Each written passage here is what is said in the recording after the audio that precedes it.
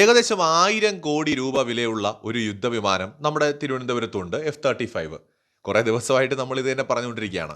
പക്ഷേ ഇതിൻ്റെ വിവാദങ്ങൾ അവസാനിക്കുന്നില്ല. നമ്മുടെ മനോരമ അടക്കമുള്ള മുഖ്യധാരാ മാധ്യമങ്ങൾ ചില ലേഖനങ്ങൾ എഴുതിയിട്ടുണ്ട്.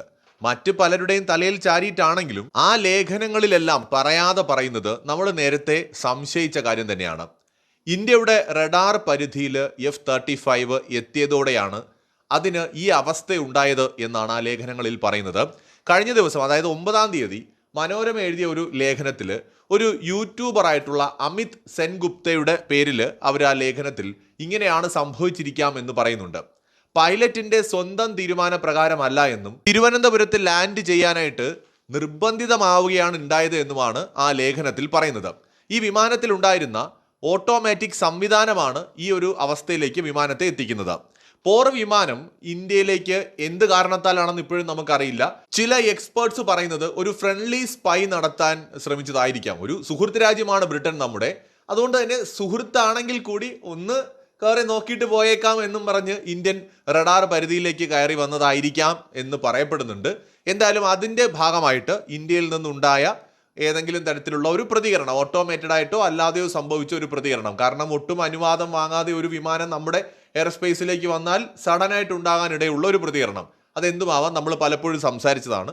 അത് കാരണമാണ് ഈ വിമാനത്തിന് ഈ അവസ്ഥ ഉണ്ടായത് എന്നാണ് ഇപ്പോൾ പറയുന്നത്. ഇത് എത്രത്തോളം ശരിയാണെന്ന് നമുക്കറിയില്ല, കാരണം വിമാന കമ്പനി ഇങ്ങനെ പറയില്ല. ഇന്ത്യയും നമ്മുടെ ഫ്രണ്ട്ലി രാജ്യമാണല്ലോ ബ്രിട്ടൻ, അവർക്ക് മാനക്കേട് ഉണ്ടാവുന്ന ഒരു കാര്യം ഇന്ത്യയും പറയാൻ പോകുന്നില്ല. അങ്ങനെയാണെങ്കിൽ ബ്രിട്ടനും ഇത് പറയാൻ പോകുന്നില്ല. അപ്പോൾ അതുകൊണ്ട് ഊഹങ്ങൾ ഇത് എത്ര നാൾ കഴിഞ്ഞാലും നിലനിൽക്കും എന്നതിൽ തർക്കമൊന്നുമില്ല. എന്തായാലും മനോരമയിലെ ലേഖനത്തിൽ ആ യൂട്യൂബറെ തലയിച്ചാരിക്കൊണ്ട് ആ ഒരു ലേഖനത്തിൽ പറയുന്നത് ഇപ്രകാരമാണ്: പോർ വിമാനം കുടുങ്ങിയതിന് കാരണം ഒരു സാങ്കേതിക തകരാറല്ല എന്നും നിർമ്മാതാവിന് മാത്രം ആക്സസ് ചെയ്യാൻ പറ്റുന്ന എൻക്രിപ്റ്റ് ചെയ്ത സോഫ്റ്റ്വെയർ അല്ലെങ്കിൽ ഫേംവെയർ അല്ലെങ്കിൽ സ്റ്റെൽത്ത് ഘടകങ്ങൾ ഉൾപ്പെടുന്ന ഒരു ആഴത്തിലുള്ള പ്രശ്നമായിരിക്കാമെന്നാണ്.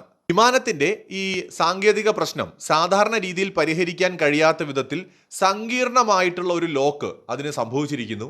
ഈ ഒരു സംവിധാനത്തെ അൺലോക്ക് ചെയ്യണമെന്നുണ്ടെങ്കിൽ അത്രയും മികച്ച പരിശീലനം ലഭിച്ച ലോക്ഹീഡ് മാർട്ടിൻ്റെ തന്നെ എക്സ്പേർട്സ് ആവശ്യമാണെന്നൊക്കെ ആ ഒരു വീഡിയോയിൽ യൂട്യൂബർ പറഞ്ഞു എന്നാണ് മനോരമ ലേഖനത്തിൽ പറയുന്നത്.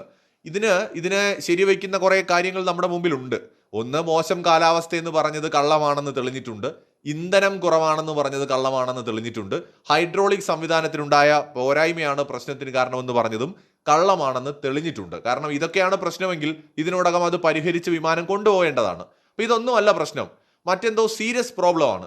സാധാരണ രീതിയിൽ പറയാൻ പറ്റുന്ന പ്രശ്നങ്ങളാണെങ്കിൽ ഇത്രയും കള്ളം പറഞ്ഞ സ്ഥാനത്ത് അതങ്ങ് പറഞ്ഞാൽ മതിയല്ലോ. അപ്പോൾ അതുമല്ല കാര്യം. അപ്പോൾ തീർച്ചയായിട്ടും ഇത് ചിലപ്പോൾ ഈ പറയുന്നത് പോലെ ഇന്ത്യൻ വ്യോമാതിർത്തി ലംഘിച്ച സമയത്തുണ്ടായ ഏതെങ്കിലും തരത്തിലുള്ള ഒരു പ്രതിരോധത്തിൻ്റെ ഭാഗമായിട്ടായിരിക്കാം വിമാനം ഈ ഒരു അവസ്ഥയിലേക്ക് എത്തിയത് എന്നാണ്. ഇത് കഴിഞ്ഞ ദിവസം നിരവധി ഓൺലൈൻ മാധ്യമങ്ങൾ, മറുനാടൻ അടക്കമുള്ള മാധ്യമങ്ങളൊക്കെ ഇത് റിപ്പോർട്ട് ചെയ്തിട്ടുണ്ട്. ആദ്യമൊക്കെ ഈ കാര്യം ചൂണ്ടിക്കാണിച്ച പലരെയും പരിഹസിക്കുന്നത് നമ്മൾ കണ്ടു. TG മോഹൻദാസ് ഒക്കെ ഈ സാധ്യത ആദ്യ സമയങ്ങളിൽ ചൂണ്ടിക്കാണിച്ചപ്പോൾ അദ്ദേഹത്തെ എന്തോ വലിയ കുറ്റക്കാരനായിട്ട്, അല്ലെങ്കിൽ അദ്ദേഹത്തിന് ഇതിനെക്കുറിച്ചൊന്നും അറിയാത്ത ആളാണെന്ന് പറഞ്ഞ് പരിഹസിക്കുന്ന കമന്റുകളൊക്കെ കണ്ടിരുന്നു. നമ്മൾ എല്ലാ സാധ്യതകളും നമ്മുടെ മുമ്പിലുണ്ട്. ഇപ്പോൾ ബ്രിട്ടന്റെ വിമാനത്തെ ഇന്ത്യ പ്രതിരോധിക്കാൻ ശ്രമിക്കണമെന്നൊക്കെ പലരും ചോദിക്കുന്നതും കണ്ടു.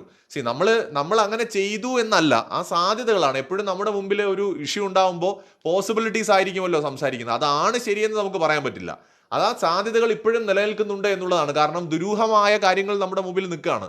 ഇതിനു മുമ്പ് ഇതേപോലെ ഒരു വിമാനം വന്ന് നമ്മുടെ അതിർത്തിയിൽപ്പെട്ട സംഭവങ്ങൾ വളരെ കുറവാണ്, വളരെ റെയറാണ്. ഈ അടുത്ത കാലത്തൊന്നും അങ്ങനെ സംഭവിച്ചിട്ടില്ല. ഇപ്പൊ ഇന്ത്യയും ബ്രിട്ടനും തമ്മിൽ ഒന്നിച്ചൊരു നേവി എക്സസൈസ് ഒക്കെ ചെയ്തു എന്നതുകൊണ്ട് അവരുടെ വിമാനം ഇങ്ങോട്ട് സ്പൈ ചെയ്യാനായിട്ട് വരില്ല എന്നൊന്നും നമുക്ക് പറയാൻ പറ്റില്ല. ഒന്നാമത് ബ്രിട്ടൻ ഇന്ത്യയുടെ പ്രതിരോധ സംവിധാനത്തെക്കുറിച്ചൊക്കെ അറിയാൻ ആഗ്രഹിക്കുന്നുണ്ട്. ബ്രിട്ടനും റഷ്യയും തമ്മിൽ ഒരു യുദ്ധത്തിന്റെ സാധ്യത എപ്പോൾ വേണമെങ്കിലും നിലനിൽക്കുന്നുണ്ട്, എപ്പോൾ വേണമെങ്കിലും ഉണ്ടാകാം. ആ ഒരു ഘട്ടത്തിലാണ് യൂറോപ്പും റഷ്യയും ഒരു ഫുൾ സ്കെയിൽ യുദ്ധത്തിലേക്കൊക്കെ വേണമെങ്കിൽ പോവാം. അപ്പം അതുകൊണ്ട് തന്നെ റഷ്യൻ ടെക്നോളജിയുടെ ഒരു സാധ്യതകളെക്കുറിച്ച് എത്രത്തോളം ഉണ്ട് എന്ന് മനസ്സിലാക്കാനും ഒരുപക്ഷെ ഇന്ത്യയിലേക്ക് അവർ വരാം. കാരണം ഇന്ത്യയും റഷ്യയും പല ടെക്നോളജിയും ഷെയർ ചെയ്യുന്നുണ്ട്. അപ്പോൾ സ്വാഭാവികമായിട്ടും അതും ഒരു സാധ്യതയാണ്. ഇതെല്ലാം വെറും സാധ്യതകളാണ്. അപ്പം നമ്മുടെ എയർ ഡിഫൻസ് സിസ്റ്റംസ് ഇത് എത്രത്തോളം പ്രോപ്പറായിട്ട് വർക്ക് ചെയ്യുന്നുണ്ട്, അല്ലെങ്കിൽ ഈ പറയുന്ന 5ാം തലമുറ യുദ്ധവിമാനം ഇത്രത്തോളം മറ്റൊരു രാജ്യത്തിന്റെ വ്യോമാതിർത്തി കടന്നു കഴിഞ്ഞാൽ പിടിക്കപ്പെടാത്ത വിധം മികച്ചതാണോ, അല്ലെങ്കിൽ ഇന്ത്യയുടെ പ്രതിരോധ സംവിധാനങ്ങൾ എത്രത്തോളം മികച്ചതായിട്ടുണ്ട് എന്നൊക്കെയുള്ള കാര്യങ്ങൾ പരിശോധിക്കാൻ വേണ്ടിയിട്ട് ഒരു സൗഹൃദ സന്ദർശനം നടത്തിയതാവാം. ഇന്ത്യയുടെ അനുമതി ചോദിച്ചു കാണില്ല. 5ാം തലമുറ യുദ്ധവിമാനമല്ലേ, ഇന്ത്യയുടെ റഡാറുകൾക്ക് കണ്ടുപിടിക്കാൻ പറ്റില്ല എന്ന് വിചാരിച്ചു കാണും. പക്ഷേ അപ്രതീക്ഷിതമായിട്ട് നമ്മൾ ഓൾറെഡി ഒരു അലേർട്ടായിട്ടിരിക്കുന്ന ടൈമാണ്. പാകിസ്ഥാനുമായിട്ടൊരു സംഘർഷം അവസാനിച്ചിട്ടില്ല ഇപ്പോഴും ഓപ്പറേഷൻ സിന്ദൂർ. അപ്പോൾ ഈ സാഹചര്യത്തിൽ നമ്മൾ എല്ലാ മേഖലയിലും അലേർട്ടായിട്ടിരിക്കുകയാണ്. അവിടെ ഒരു 5ാം തലമുറ വിമാനം നമ്മുടെ അതിർത്തിയിലേക്ക് വന്നിട്ടുണ്ടെങ്കിൽ സ്വാഭാവികമായി ഉണ്ടാവേണ്ട പ്രതിരോധ നടപടികൾ ഉണ്ടായിരുന്നിരിക്കാം. അതിൻ്റെ ഭാഗമായിട്ട് വിമാനത്തിന് ലാൻഡ് ചെയ്യേണ്ടി വന്നതാകാം ആ സാധ്യത. അതൊരു സാധ്യതയാണ്, അതിപ്പോഴും നിലനിൽക്കുന്നുണ്ട്. ഇപ്പോൾ അതിനെ കളിയാക്കി അങ്ങ് തള്ളിക്കളയാനൊന്നും പറ്റില്ല. കാരണം ഇവർ പറഞ്ഞതൊക്കെ കള്ളമാണ്. ഇന്ധനം തീർന്നതല്ല പ്രശ്നമെന്ന് തെളിഞ്ഞു. ആദ്യം പറഞ്ഞ റീസൺ അതാണ്, അതല്ല സത്യമെന്ന് തെളിഞ്ഞു. ഹൈഡ്രോളിക് സിസ്റ്റത്തിന്റെ പ്രോബ്ലം അല്ല എന്ന് തെളിഞ്ഞു. ആ സാഹചര്യത്തിൽ എല്ലാ സാധ്യതകൾക്കും ഇപ്പോഴും നിലനിൽക്കാൻ കഴിയും. കാരണം ഒരുപക്ഷെ ഇന്ത്യയുടെ പ്രതിരോധ നടപടിയുടെ ഭാഗമായിട്ടായിരിക്കാം ഉണ്ടായത്. ഇന്ത്യ എന്തുകൊണ്ട് അത് പറയില്ല എന്ന് ചോദിച്ചാൽ അവിടെ ഈ ഫ്രണ്ട്ഷിപ്പ് ആപ്ലിക്കബിൾ ആണ്. ഇന്ത്യയുടെ സുഹൃത്ത് രാജ്യം തന്നെയാണ് ബ്രിട്ടൻ. അപ്പോൾ ബ്രിട്ടന്റെ ഒരു വിമാനം, ഒരു 5ാം തലമുറ വിമാനം ഇന്ത്യൻ വ്യോമാതിർത്തി കടക്കാൻ ശ്രമിക്കവേ ഇന്ത്യയുടെ പ്രതിരോധ സംവിധാനങ്ങളാൽ താഴെ ഇറക്കപ്പെട്ടു എന്ന് പറഞ്ഞു കഴിഞ്ഞാൽ അത് ആ സൗഹൃദത്തെ ബാധിക്കും. ഒന്ന്. രണ്ടാമത് അമേരിക്കയുടെയും ബ്രിട്ടന്റെയും ഒക്കെ റെപ്യൂട്ടേഷനെ കൂടെ ബാധിക്കും. അവരുടെ ഒരു 5th ജനറേഷൻ എയർക്രാഫ്റ്റ് വളരെ നിസ്സാരമായിട്ട് ഇന്ത്യയിൽ ഇങ്ങനെ താഴെ വീണു എന്ന് പറഞ്ഞു കഴിഞ്ഞാൽ അത് അവർക്ക് തീർച്ചയായിട്ടും നാണക്കേട് ഉണ്ടാക്കുന്ന കാര്യമാണ്. അപ്പോൾ ആ ഒരു സൗഹൃദത്തെ ബാധിക്കാതിരിക്കാൻ ഒഫീഷ്യലായിട്ട് ഒരിക്കലും ഇങ്ങനെയാണ് സംഭവിച്ചതെങ്കിൽ ആരും പറയാൻ പോകുന്നില്ല. കേരളത്തിലെ വിശേഷിച്ച് തിരുവനന്തപുരത്തൊക്കെ വലിയ സ്വാധീനമുള്ള ഒരു മാധ്യമമാണ് മനോരമ. അവരുടെ ഒരു ഓൺലൈൻ ഒരു ഡിജിറ്റൽ ഡെസ്ക് ഇങ്ങനെ ഒരു വാർത്ത എഴുതണമെന്നുണ്ടെങ്കിൽ അതൊക്കെ ചില കാര്യങ്ങൾ ഉണ്ടാവാം. കാരണം ചിലപ്പോൾ ഇതൊക്കെ ആയിരിക്കാം സംഭവിച്ചിരിക്കുക. പിന്നെ അവർക്കും നേരിട്ട് അതൊരിക്കലും പറയാൻ പറ്റില്ല, ഇങ്ങനെയാണ് സംഭവിച്ചത് എന്ന് പറയാൻ പറ്റില്ല. ആരെങ്കിലുമൊക്കെ ചാരിയെ റിപ്പോർട്ട് ചെയ്യാൻ പറ്റുള്ളൂ. അതുകൊണ്ടായിരിക്കാം ആ യൂട്യൂബറെ ചാരി റിപ്പോർട്ട് ചെയ്തിട്ടുണ്ടാവുക. മറ്റൊരു വീഡിയോയുമായി വീണ്ടും വരാം.